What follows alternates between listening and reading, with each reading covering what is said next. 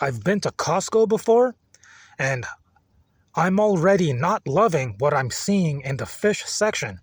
And before anyone says anything, my phone is always on airplane mode, always, even in my back pocket. But let's get into it.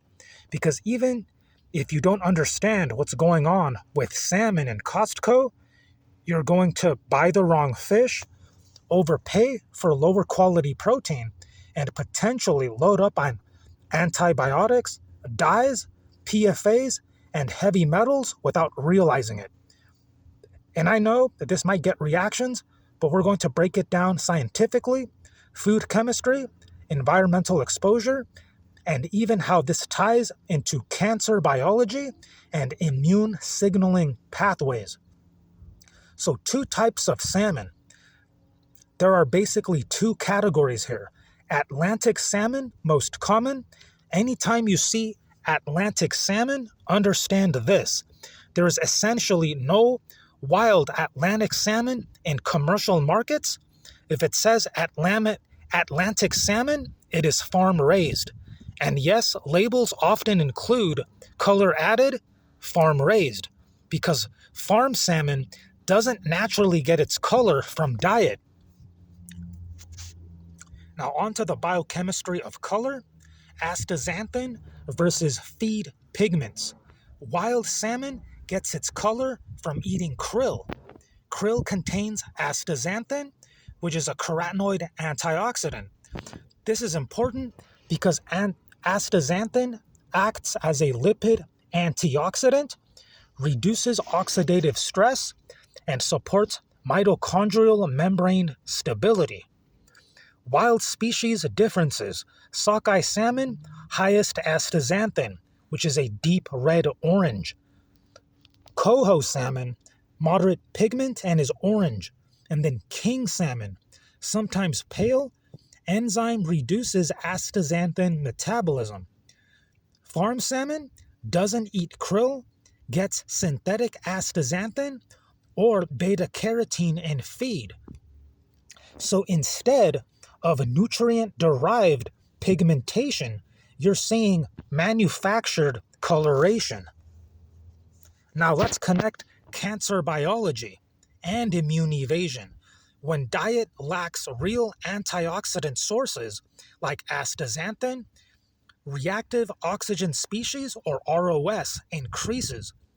DNA damage increases, potential uracil misincorporation into DNA instead of thymidine. So thymidine has to be in the DNA and not uracil. So this can raise mutation burden over time. And in tumor biology, oxidative stress also links to PDL1 expression, which is for tumor immune evasion. Also, oxidative stress is linked to IFNY signaling efficiency, weaker immune activation, shift toward immunosuppressive microenvironments. So while fish pigmentation seems cosmetic, it actually reflects redox biology differences in the food chain. Now, the problem with farmed Atlantic salmon is farm salmon are raised in dense ocean pens, high waste accumulation zones, shared water systems. This creates disease spread, antibiotic use, waste recycling. Fish exposed to each other's feces. Not good. So this contributes to eutrophication, where surrounding waters become nutrient overloaded and ecologically imbalanced. Now, there are contaminants in farmed salmon. Common compounds, PCBs, which are polychlorinated biphenyls, PFAs, which are forever chemicals, heavy metals, such as mercury, cadmium, and arsenic. Cadmium is a class 1 carcinogen. Also contains antibiotic residues and even microplastics. Now, these contaminants matter biologically because PCBs and PFAs activate chronic inflammation pathways, upregulate NF-κB signaling, promote tumor-friendly inflammatory environments. Now on to the CD39, CD73 axis. Chronic inflammation increases extracellular ATP breakdown, and adenosine accumulation is where CD39, CD73 converts ATP to adenosine, and then adenosine suppresses T cell activity. Tumors exploit this for immune evasion. And then upregulation of TIGIT or TIGIT expression, downregulation of cytotoxic T cell function, weaker immune surveillance. So fish like tuna and large predators accumulate mercury, lead, cadmium, and arsenic. Mercury toxicity historically caused Mad Hatter syndrome, which is neuroinflammation, cognitive disruption, behavioral changes. Due to mitochondrial dysfunction, oxidative stress, disrupted neurotransmitter balance.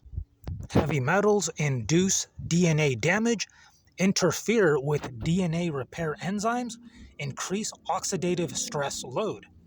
Cadmium specifically is linked with bone marrow toxicity, lymphoma risk, hematopoietic disruption. This connects to bone marrow immune suppression, reduced NK cell activity, and impaired antigen presentation.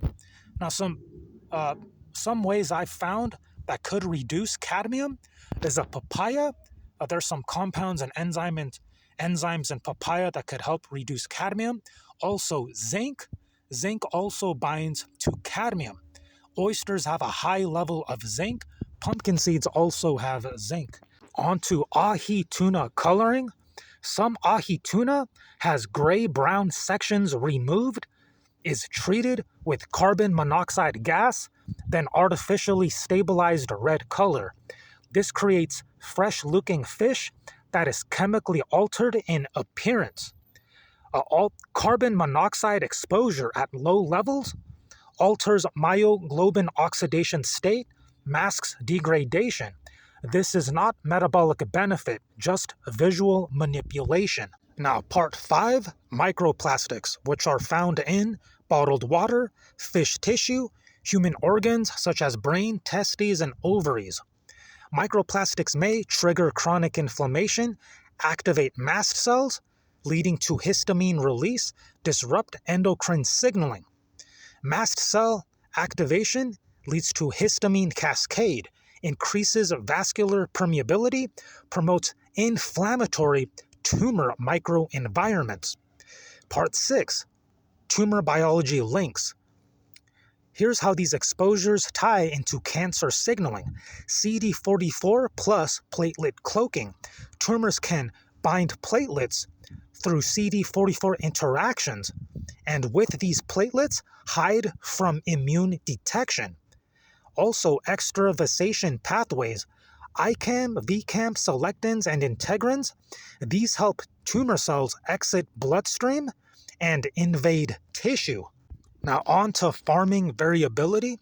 Some farm systems in New Zealand, offshore pens, are lower antibiotic use, cleaner water systems, natural feed inputs such as krill-based pellets.